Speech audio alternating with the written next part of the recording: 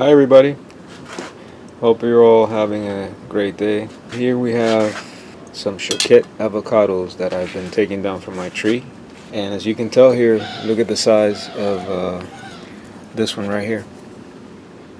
They're really big and they're very tasty. Right after my Simmons avocado, which is my favorite, this one has a great taste as well. There's a few other ones obviously, like Oro Negro and all that are great. I haven't tasted that one, so that one's next on my list. I'm gonna cut this one too and show you what it looks like inside.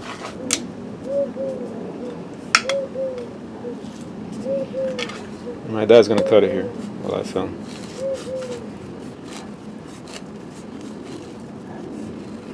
Probably let this one go a day or two more than I needed to, because we had more in there, but now you can tell.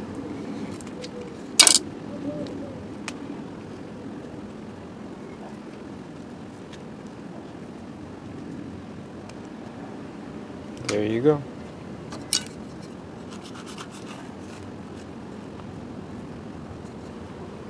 And this, like I said, is a great tasting one. The thing is, you have to let it get to the right time. If you get them early, they're going to be watery, but if you wait till they're right on time, and right now here in Florida, in South Florida, we're in the middle of December, so, and they're ready, and at that point they get very oily and nice. So just wanted to show you how big they are and how they look when you cut them. They're definitely a lot bigger than the ones that you get in California, like the Hass.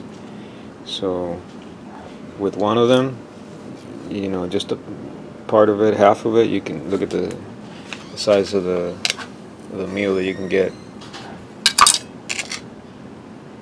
Quite beautiful and very tasty. So anyway, this is my Choquette avocado. Thanks for watching. God bless.